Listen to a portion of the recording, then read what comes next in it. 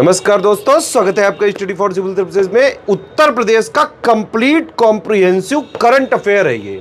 उत्तर प्रदेश की जितनी भी सरकारी वेबसाइट है प्लस जितने भी लेटेस्ट एक्ट हैं, लेटेस्ट रिपोर्ट्स हैं, जो गवर्नमेंट ऑथेंटिक साइट्स हैं, जहां से जितनी भी उत्तर प्रदेश की न्यूज़ होती है उन सबको छांट के लाया गया है ये करंट अफेयर। तो Uttar Pradesh specific complete comprehensive current affair का पापा वीडियो है ये। इसको आप ज़रूर देखिए। जो लोग भी उत्तर प्रदेश के किसी भी प्रतियोगी परीक्षा की तैयारी कर रहे हैं, यूपीपीएससी आयोग के किसी भी एग्ज़ाम की तैयारी कर रहे हैं, आरओ की, पीसीएस की, बीओ की, लेक्चरर की, जीआईसी की, जितने भी वैकेंसी निकलती है यूपीपीएससी की, जहां जीएस और करंट अफेयर आता है, उन सबके लिए ज़रूरी है ये video. UP triple SC exams में जहां जहां उत्तर प्रदेश का करंट अफेयर पूछा जाने की संभावना रहती है, उन सबके लिए ज़रूरी है ये वीडियो। और अगर आप जो है उत्तर प्रदेश के बाहर के हैं लेकिन उत्तर प्रदेश के एग्जाम्स की तैयारी कर रहे हैं, तो ये वीडियो ज़रूर देखिएगा। वन स्टॉप डेस्टिनेशन है उत्तर प्रदेश के सभी एग्जाम्स को प्रिपेयर करने के लिए, स्टडी फॉर सिविल सर्विसेज। अगर आप स्टडी फॉर सिविल सर्विसेज को फॉलो करते हैं तो यूपी के सारे एग्जाम्स में, यूपीपीएससी के आरओ में हो गया, पीसीएस में हो गया, बीओ में हो गया, और भी जितने एग्जाम्स हैं जहां जीएस और करंट आती है, उसके लिए आप सिर्फ और सिर्फ एक ही सोर्स पर रिलाई कर सकते हैं, वो है स्टडी फॉर सिविल सर्विसेज। तो भैया ये उत्तर प्रदेश का कंप्लीट कॉम्प्रिहेंसिव लेटेस्ट ट्रेंड और पैटर्न के हिसाब से कंप्लीटली रिवाइज्ड और अपडेटेड पापा वीडियो है ये। इसको देखिए पूरा। वीडियो के लिए हम पहले ही बता चुके हैं, वीडियो फ्री थे, फ्री है, फ्री रहेंगे। पिछले 8 साल से इसको फॉलो करने वाला, स्ट्रिक्टली फॉलो करने वाला सिर्फ एक यूट्यूब चैनल है, वो है study for civil services. PDF paid ही रहेंगी इनकी, मंथली बाइलिंगुअल यूपी करंट की, बिहार करंट की, टोटल करंट की पीडीएफ आप हमारे ऐप में पा सकते हैं। पापा पीडीएफ वाला फोल्डर में आप जो है सर्च करके बाई करके डाउनलोड कर सकते हैं। इस वाले वीडियो में पिछले महीने का यूपी का, उत्तर प्रदेश का जितना करंट अफेयर सभी एग्जाम्स के लिए जरूरी है, सिर्फ उतना ही लिया गया है। स्टडी फॉर सिविल सर्विसेज का Uttar Pradesh special current affair हम लोग स्टडी करेंगे बाइलिंगुअल फॉर्मेट में। जनवरी माह 2025 का, जनवरी माह में पहला सेक्शन एग्रीमेंट का उत्तर प्रदेश सरकार और वेस्टर्न सिडनी यूनिवर्सिटी ऑस्ट्रेलिया के बीच यहाँ पर समझौता हुआ है। ऑस्ट्रेलिया का western Sydney university Uttar Pradesh में अपना पहला एक फॉरेन कैंपस खोलना चाहता है। तो उत्तर प्रदेश में ये foreign campus western Sydney university का कहाँ पे खुलेगा? ग्रेटर नोएडा में। आपसे पूछेंगे कि कहाँ पे खुलेगा, या फिर ये क्वेश्चन हो सकता है ग्रेटर नोएडा में कौन सी यूनिवर्सिटी जो है अपना पहला फॉरेन कैंपस डालना चाह रही है। तो इसके लिए एग्रीमेंट हुआ है western Sydney university.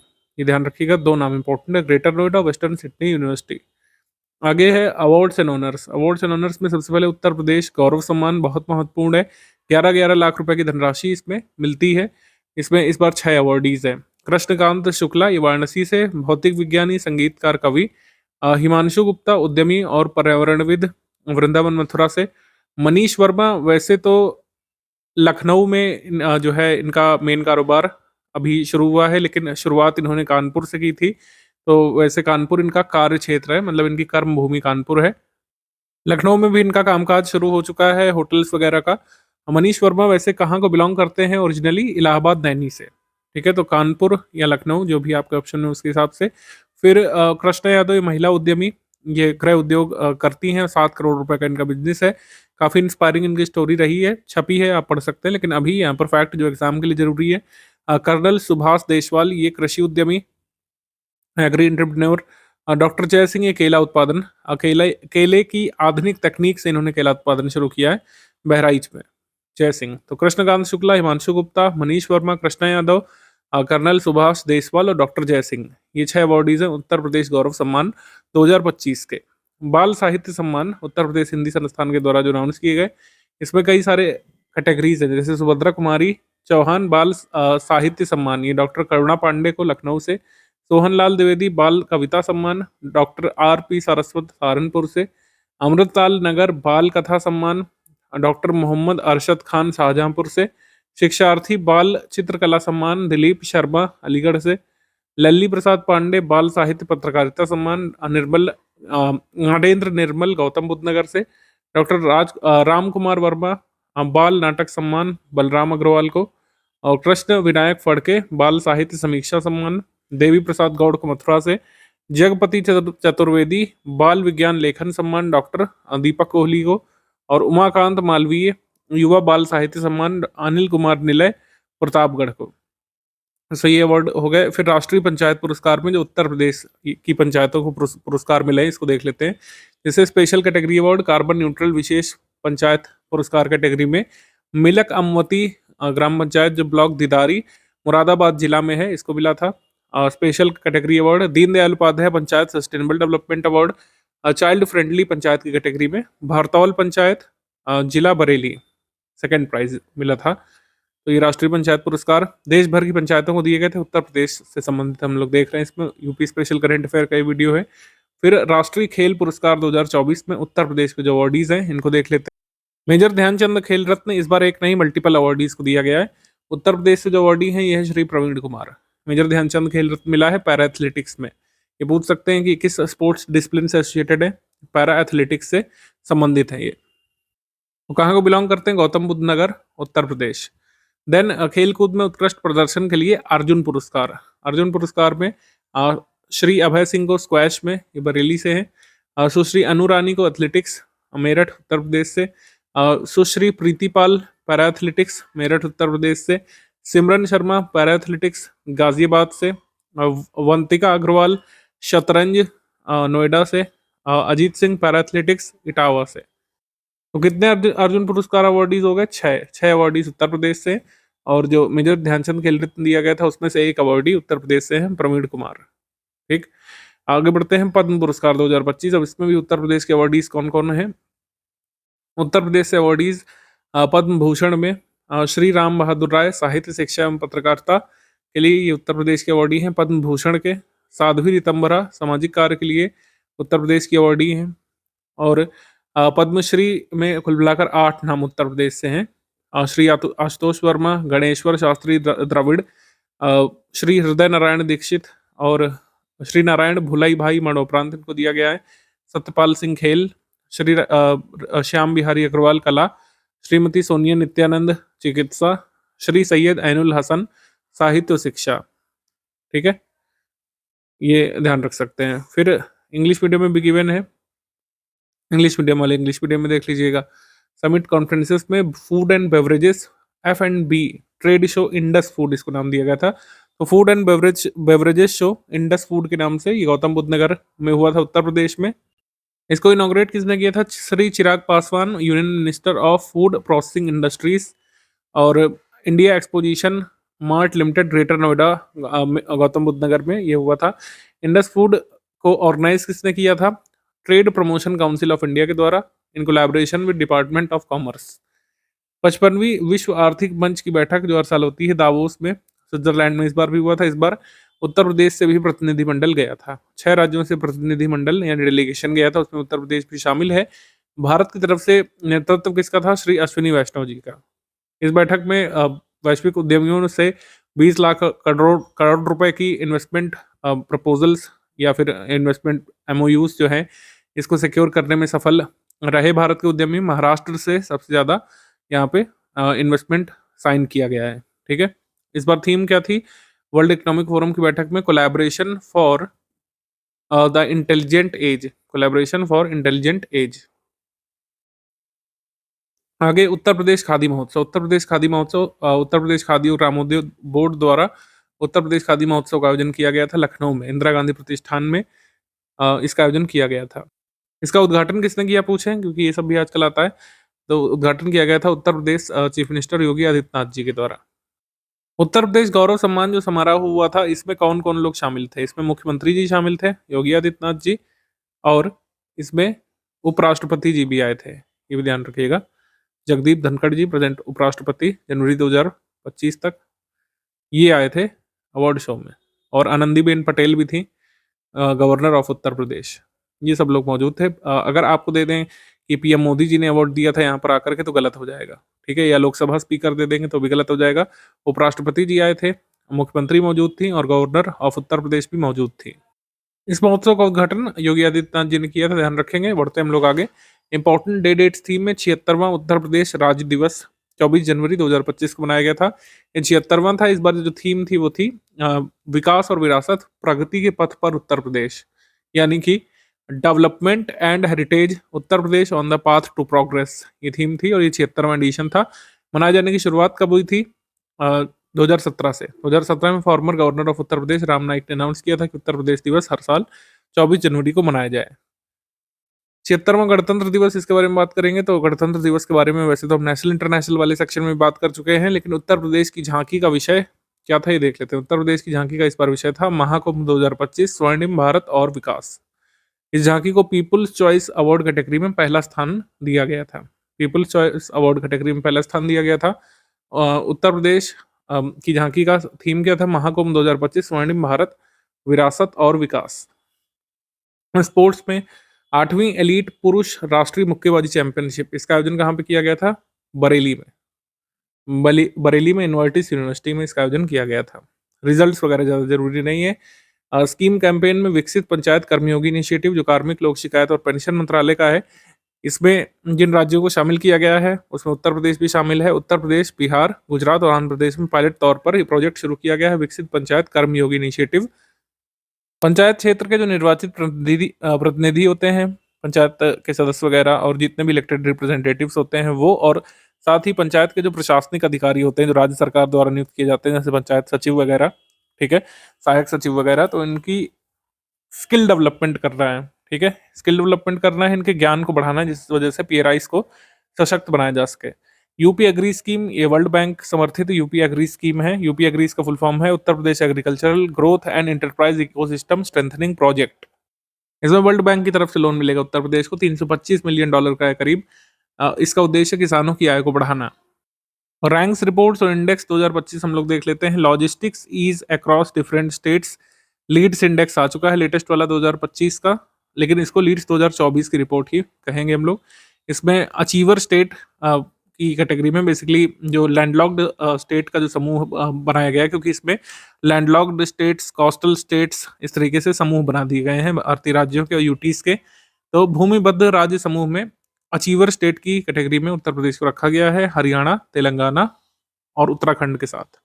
Haryana, Telangana, Uttarakhand, Uttar Pradesh, ये सब अचीवर स्टेट की कैटेगरी में शामिल है। तो आपसे क्या पूछेंगे कि उत्तर प्रदेश किस कैटेगरी में रखा गया है? तो उपलब्धि हासिल करने वाले राज्य या फिर अचीवर स्टेट की कैटेगरी में Uttar Pradesh has been included in achiever state.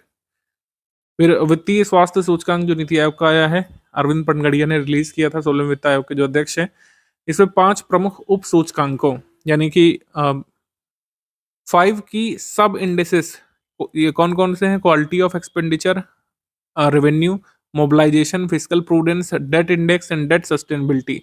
इन सब के आधार पर 18 राज्यों को इसमें देखा गया, मतलब इनका जो स्कोर वगैरह निकाला गया था कि इन 5 इंडेक्सेस पर इनकी परफॉर्मेंस कैसी है, तभी ये फिजिकल परफॉर्मेंस इंडेक्स। इसमें 5 टॉप 5 हाई परफॉर्मिंग स्टेट्स 18 में से कौन कौन से चुने गए थे? ओडिशा, छत्तीसगढ़, गोवा, झारखंड, गुजरात। तो इसका मतलब हम लोग कह सकते हैं टॉप 5 में उत्तर प्रदेश नहीं है। उत्तर प्रदेश के बारे में कहा गया था कि उत्तर प्रदेश और बिहार, इन लोगों ने जो इंडेक्स है क्वालिटी ऑफ एक्सपेंडिचर, इसमें तो अच्छा काम किया है, लेकिन रेवेन्यू मोबिलाइजेशन अच्छा नहीं है। तो उत्तर प्रदेश में रेवेन्यू मोबिलाइजेशन अच्छा नहीं है। उत्तर प्रदेश को फ्रंट रनर कैटेगरी में रखा गया है इस इंडेक्स में, ठीक है, ये ध्यान रख सकते हैं, फ्रंट रनर कैटेगरी में। तो फिजिकल हेल्थ इंडेक्स में उत्तर प्रदेश फ्रंट रनर कैटेगरी में, ठीक है, फ्रंट रनर श्रेणी में शामिल किया गया उत्तर प्रदेश को। आगे अब हम एमसीक्यू सेक्शन पे आ चुके हैं। यूपीपीएससी 2025 प्रीलिम्स एग्जाम के लिए 2024 मेंस के लिए हमारे पेड बैच चल रहे हैं। कंप्लीट पेड बैच टेलीग्राम में आप ज्वाइन कर सकते हैं। और भी एग्जाम्स के लिए जैसे आरओ री एग्जाम के लिए, प्रीलिम्स के लिए मेंस का पेड ग्रुप चल रहा है। यूपीएसआई की अपेक्षित वैकेंसी के लिए, यूपी ट्रिपल एस सी लेखपाल मेंस के लिए हमारा पेड बैच चल रहा है। उत्तराखंड वगैरह के लिए भी चल रहा है। आपको सिर्फ इन 3 गिवन नंबर्स में से किसी भी एक पर व्हाट्सएप मैसेज भेजना है और किसी भी ग्रुप के बारे में आप डिटेल्ड इन्फॉर्मेशन प्राप्त कर सकते हैं। आइए आगे बढ़ते हैं एमसीक्यू सेक्शन की तरफ। पहला है, निम्नलिखित में से कौन सा स्टेटमेंट सही है? उत्तर प्रदेश के प्रयागराज की रहने वाली अनामिका शर्मा, इन्होंने बैंकॉक में 13,000 फीट की ऊंचाई से स्काई डाइविंग करते हुए महाकुंभ का आधिकारिक ध्वज फहराया था। ये करेक्ट है। इन्होंने ऐसा कारनामा राम मंदिर के दौरान भी किया था, ये सही है। फिर केंद्रीय पोत पत्तन परिवहन जलमार्ग मंत्रालय के अंतर्गत जो inland waterway authority of India जो होता है, IWUAI, inland waterways authority of India, ministry of ports and shipping के अंतर्गत जो आता है, इन्होंने एक नया रीजनल ऑफिस खोला है। एंड गेस व्हाट, ये कहाँ पे है? ये वाराणसी में है। 6th रीजनल ऑफिस है। Inland waterways authority of India का भारत में, और ये उत्तर प्रदेश में वाराणसी में 6th खोला गया है। तो दोनों ही स्टेटमेंट यहाँ पे करेक्ट है, आंसर हो जाएगा इसमें सी। 1 एंड 2 बोथ करेक्ट है, आंसर हो जाएगा इसमें सी। उत्तर प्रदेश में पहला रीजनल ऑफिस है inland waterways authority of India का, और कुल मिलाकर 6th है ये। आगे दिसंबर 2024 में निम्नलिखित में से कौन सा राज्य सरकारी ई market place government e market place platform को पूरी तरीके से अपनाने वाला प्रथम राज्य बन गया है? ऑब्वियस सी बात है, उत्तर प्रदेश। उत्तर प्रदेश लगभग अपनी पूरी खरीद गवर्नमेंट ई मार्केट प्लेस से करता है। ठीक है, अब तो ऐसा भी लोग कहने लगे हैं कि गवर्नमेंट ई मार्केट प्लेस से ही ये लोग जो है आउटसोर्स करके अपने क्लरिकल काम करा रहे हैं, तभी तो भर्ती नहीं आ रही है। क्या कहना है आपका इसके बारे में? और इनसाइडर लोग भी अगर कमेंट करके बताना चाहे तो बता सकते हैं। खैर, 24 दिसंबर 2024 को मुख्यमंत्री योगी आदित्यनाथ और रक्षा मंत्री राजनाथ सिंह ने उत्तर प्रदेश के किस जिले में अटल युवा महाकुंभ का उद्घाटन किया था? अटल युवा महाकुंभ का उद्घाटन राजधानी में हुआ था, प्रयागराज में नहीं हुआ था। अटल युवा महाकुंभ ये लखनऊ में हुआ था। ऑप्शन नंबर सी यहाँ पे करेक्ट है।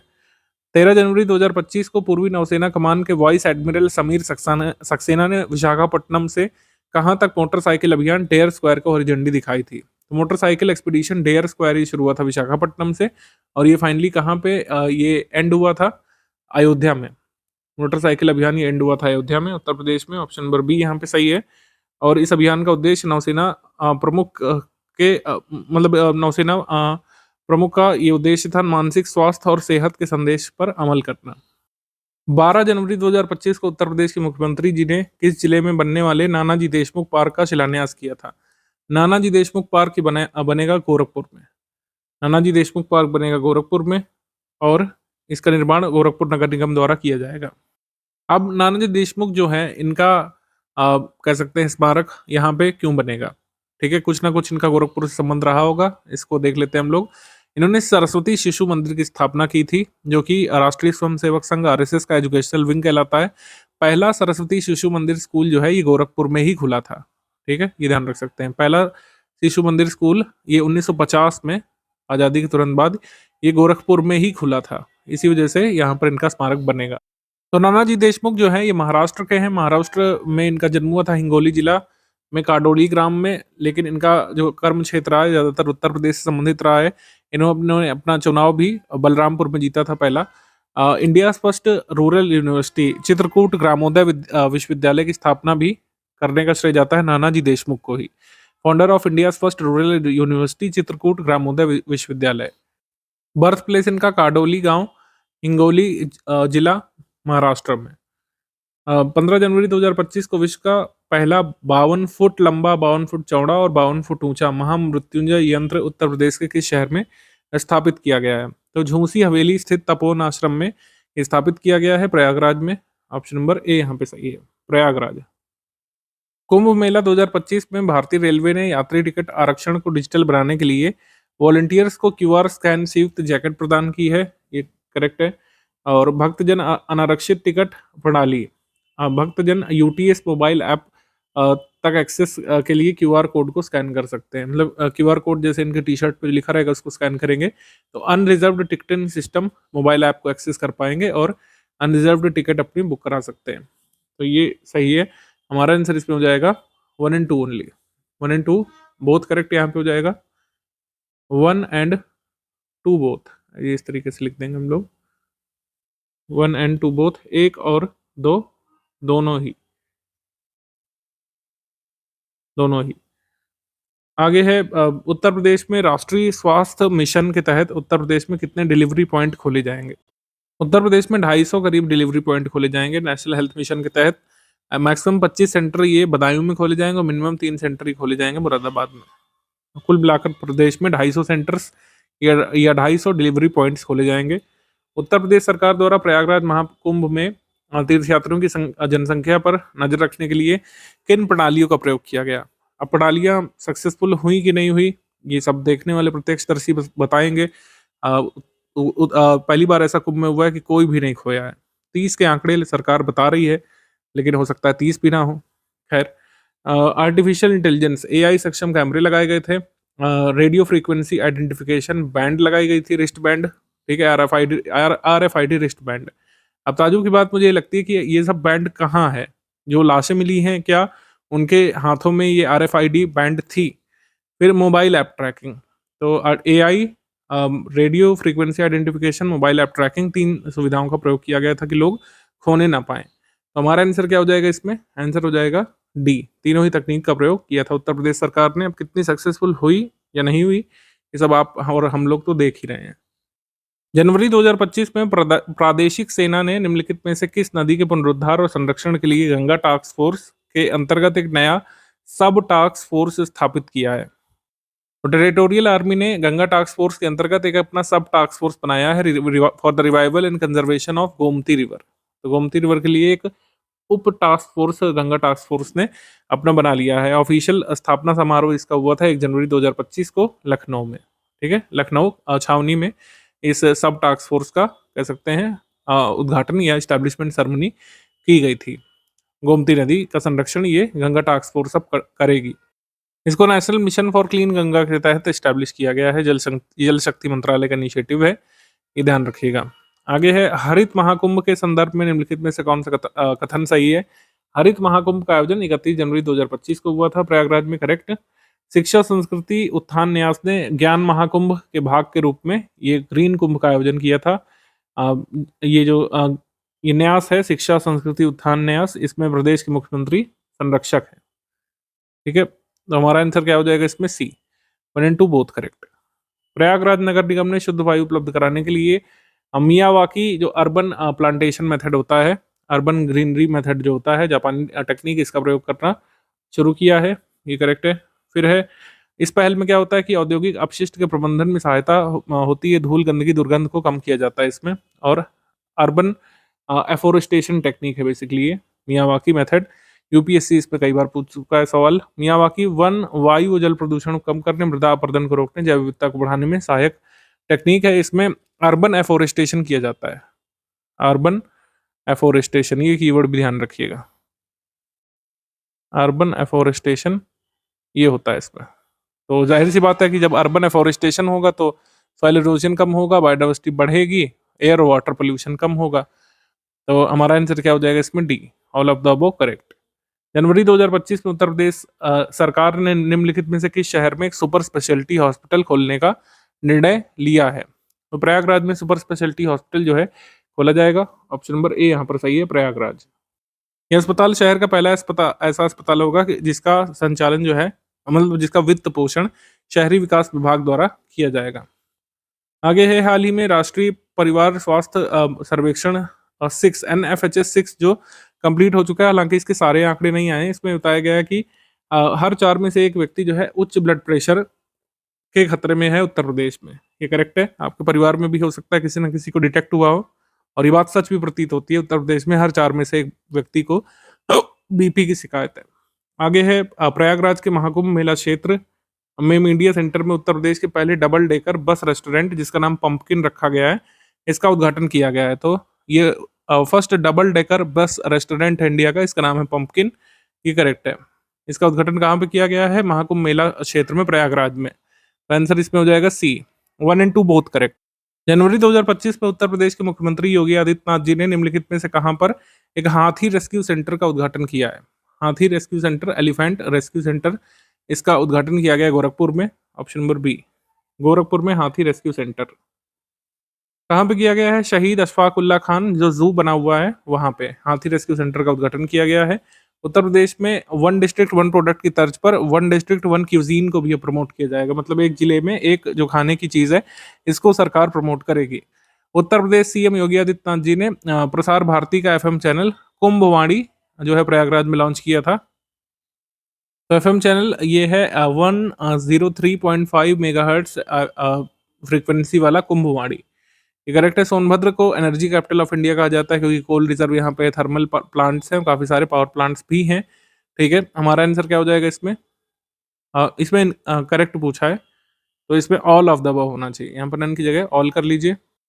उपरिक्त में से सभी, ये यहाँ पे कर लीजिए आप। निम्नलिखित में से कौन सा उत्तर प्रदेश का नगर भारत का पहला रोपवे सिटी या अर्बन पब्लिक रोपवे ट्रांसपोर्ट को इम्प्लीमेंट करने वाला पहला भारत का सिटी बनने जा रहा है। अर्बन पब्लिक रोपवे ट्रांसपोर्ट को इम्प्लीमेंट करने वाला और भारत का पहला रोपवे सिटी बनने जा रहा है वाराणसी।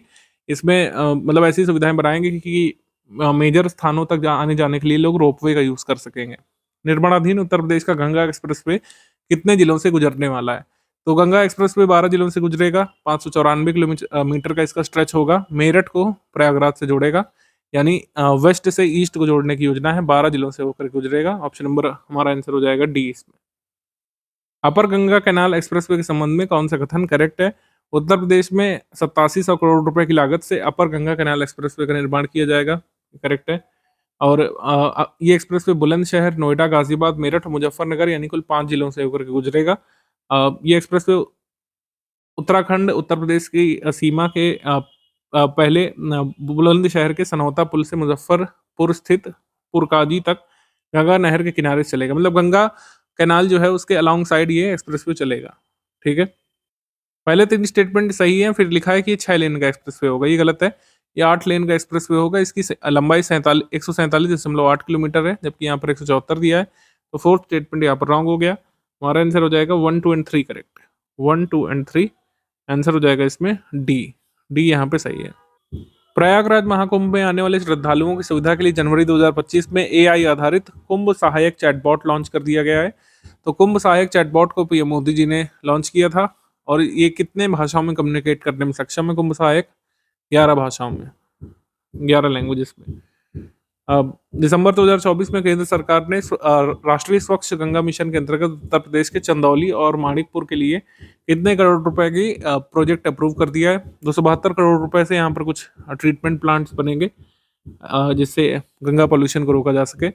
10 जनवरी 2025 को मुख्यमंत्री जी ने प्रयागराज में किस पूर्व स्वतंत्रता सेनानी और समाज सेवी की प्रतिमा का अनावरण किया था? इन्होंने अनावरण किया था कमला बहुगुणा की प्रतिमा का। प्रयागराज में कमला बहुगुणा की प्रतिमा का अनावरण इन्होंने किया था। उत्तर प्रदेश सरकार ने निम्नलिखित में से किस राज्य के निम्नलिखित में से राज्य के किस जनपद में स्थित धनौरी जलाशय को आर्द्र भूमि के रूप में अधिसूचित करने की प्रक्रिया को आगे बढ़ाया है? तो धनौरी रिजर्वायर ये कहाँ पे है? गौतम बुद्ध नगर में। सुप्रीम कोर्ट मतलब ये एनजीटी ने अभी, नेशनल ग्रीन ट्रिब्यूनल ने अभी जेवर हवाई अड्डे के पास जो धनौरी जलाशय है इसको वटलैंड के रूप में शेड्यूल करने की स्थिति के बारे में रिपोर्ट प्रस्तुत करने के लिए कहा था। आगे है उत्तर प्रदेश एक्सप्रेसवे औद्योगिक विकास प्राधिकरण, जो यूपी एडा इसको बोलते हैं, Uttar Pradesh expressway industrial development authority. इनके अनुसार जो विंध्य एक्सप्रेसवे प्रस्तावित है कितने जिलों से होकर गुजरेगा? तो विंध्य एक्सप्रेसवे 5 जिलों से होकर गुजरेगा। बी यहाँ पे सही है। ये 320 किलोमीटर का स्ट्रेच होगा करीब। ये गंगा एक्सप्रेसवे के अंतिम बिंदु प्रयागराज से शुरू होकर सोनभद्र तक जाएगा। प्रयागराज, मिर्जापुर, वाराणसी, चंदौली, सोनभद्र जैसे जिलों को ये जोड़ेगा। तो विंध्य एक्सप्रेसवे 5 जिलों से होकर गुजरेगा। आगे है उत्तर प्रदेश का पहला मुख्यमंत्री अभ्युदय कंपोजिट स्कूल लखनऊ में बनकर के तैयार हो गया, ये करेक्ट है। उत्तर प्रदेश के मेरठ में राज्य का पहला डॉल्फिन रिसर्च सेंटर स्थापित किया जाएगा, ये करेक्ट है। उत्तर प्रदेश के प्रयागराज में भारतीय संविधान की अद्भुत ऑडियो विजुअल पर आधारित संविधान गैलरी का निर्माण किया गया है। इसका उद्घाटन 16 जनवरी 2025 को राज्य के वित्त एवं संसदीय कार्य मंत्री सुरेश खन्ना ने किया था। तो कॉन्स्टिट्यूशन गैलरी का उद्घाटन कहाँ पे किया गया है? प्रयागराज में, ठीक है। और उत्तर प्रदेश का पहला कॉन्स्टिट्यूशन पार्क जो है ये कहाँ पे डेवलप किया जाने वाला है? मुरादाबाद में। मुरादाबाद में उत्तर प्रदेश का पहला संविधान पार्क बनाया जाएगा। 22 जनवरी 2025 को केंद्रीय संस्कृति और पर्यटन मंत्री श्री गजेंद्र सिंह शेखावत ने इलाहाबाद संग्रहालय में लघु चित्रों पर आधारित भागवत प्रदर्शनी का शुभारंभ किया था। उत्तर प्रदेश की राजधानी लखनऊ से जो ग्रुप कैप्टन शुभांशु शुक्ला है इंटरनेशनल स्पेस सेंटर की यात्रा करने वाले पहले भारतीय अंतरिक्ष यात्री बनने जा रहे हैं, ये करेक्ट है। नासा के मिशन में इनको शामिल किया गया है। इंटरनेशनल स्पेस सेंटर तक ये ट्रैवल करेंगे। आंसर यहाँ पर सही हो जाएगा 1 and 2 बोथ करेक्ट। ये उत्तर प्रदेश लखनऊ में जन्मे थे। एनडीए पुणे के पूर्व छात्र हैं ये शुक्ला जी, शुभांशु शुक्ला। आंसर यहाँ पर सही हो जाएगा सी। 2006 में इंडियन एयर फोर्सेस के लड़ाकू विंग में इनको कमीशन किया गया था। 27 जनवरी 2025 को भारतीय महिला क्रिकेट टीम की खिलाड़ी दीप्ति शर्मा को मुरादाबाद में पुलिस उपाधीक्षक का पद दिया गया है सरकार के द्वारा। ये किस जिले की निवासी हैं? तो ये निवासी हैं सहारनपुर की। दीप्ति शर्मा बिलोंग करती हैं सहारनपुर को। सहारनपुर डी। आगे है 28 जनवरी से 14 फरवरी 2025 तक। 28 जनवरी से 14 फरवरी 2025 तक उत्तर प्रदेश उत्तराखंड में आयोजित किए जा रहे 38वें नेशनल गेम्स में उत्तर प्रदेश से कितने खिलाड़ी प्रतिभाग कर रहे हैं? तो उत्तर प्रदेश से 340 एथलीट्स या खिलाड़ी शामिल हो रहे हैं। 340 खिलाड़ियों में 195 मेल खिलाड़ी हैं, 145 फीमेल प्लेयर्स हैं। तो हमारा आंसर हो जाएगा इसमें सी। आगे है कृषि भारत मेले के संदर्भ में गलत कथनों का चयन कर रहा है। तो कृषि भारत 2024 मेले का आयोजन लखनऊ में किया गया था 15 से 18 नवंबर 2024 में, ये करेक्ट है। इसका उद्घाटन योगी आदित्यनाथ जी ने किया था, ये भी करेक्ट है। फिर है भारतीय उद्योग परिसंघ ने इस मेले का आयोजन किया था, जो कि पहले मनाया जाता था confederation of Indian industries agrotech India fair के नाम से इसको मनाते थे। ये इसका 16वां संस्करण था, लेकिन अब उत्तर प्रदेश की पहल पर इसको कृषि भारत नाम से रीब्रांड किया गया था। मतलब ये एक तरीके से ये agri and food technology fair जो कन्फेडरेशन ऑफ इंडियन इंडस्ट्रीज यानी भारतीय उद्योग परिसंघ का होता था, ये लोग इस नाम से बनाते थे, लेकिन अब इसे कृषि भारत नाम से रीब्रांड किया गया है। ये करेक्ट है। आंसर यहाँ पर सही हो जाएगा डी। कोई भी कथन यहाँ पे गलत नहीं है, आंसर हो जाएगा इसमें डी। आगे है लीड्स रिपोर्ट में केंद्रीय वाणिज्य और उद्योग मंत्रालय की तरफ से जो आई थी, उत्तर प्रदेश को अचीवर स्टेट का दर्जा दिया गया है स्थलबद्ध राज्यों की श्रेणी में। तीसरे साल लॉजिस्टिक्स और बुनियादी संरचना के विकास में उत्कृष्ट प्रदर्शन कर उत्तर प्रदेश ने यह रिकॉर्ड हासिल किया, ये करेक्ट है। अवार्ड मतलब ये उत्तर प्रदेश जो है ये अचीवर राज्य की कैटेगरी में है और महाराष्ट्र, गुजरात, तमिलनाडु से आगे है लॉजिस्टिक्स सेक्टर में, ये भी करेक्ट है। आंसर हो जाएगा इसमें डी।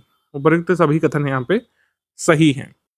निम्नलिखित में से भारत का पहला हिंदी साहित्य भाषा संग्रहालय उत्तर प्रदेश में कहाँ पर स्थापित किया जाएगा? हिंदी साहित्य भाषा संग्रहालय ये स्थापित किया जाएगा वाराणसी में। ऑप्शन नंबर बी यहाँ पे सही है। तो ये देश का पहला भाषा आधारित संग्रहालय भी होगा। उत्तर प्रदेश सरकार इसको डेवलप कर रही है, भारत सरकार की परियोजना नहीं है ये। उत्तर प्रदेश परिवहन विभाग ने राज्य में के सभी नगरों में दोपहिया वाहन से होने वाली सड़क दुर्घटनाओं और मृत्यु दर को कम करने के लिए no helmet no fuel policy को लागू करने का सुझाव प्रस्तुत किया है कि जो भी हेलमेट नहीं लगाएगा उसका पेट्रोल ना डाला जाए पेट्रोल पंप में, करेक्ट। और घाटे में चल रही 2 विद्युत कंपनियों का निजीकरण करने या सार्वजनिक निजी भागीदारी बनाने की दिशा में कदम उठाए गए हैं, ये करेक्ट है। आंसर हो जाएगा इसमें सी। 1 और 2 दोनों ही यहाँ पे सही है। उत्तर प्रदेश ने महात्मा गांधी राष्ट्रीय ग्रामीण रोजगार गारंटी अधिनियम मनरेगा योजना के तहत 100 दिन वर्ष के रोजगार देने में कौन सा स्थान हासिल किया है? तो उत्तर प्रदेश मनरेगा के इम्प्लीमेंटेशन में पहले स्थान पर है, क्योंकि इतनी सारी पॉपुलेशन ही है और वर्कर पॉपुलेशन भी है, इसलिए आंसर यहाँ पे हो जाएगा ए।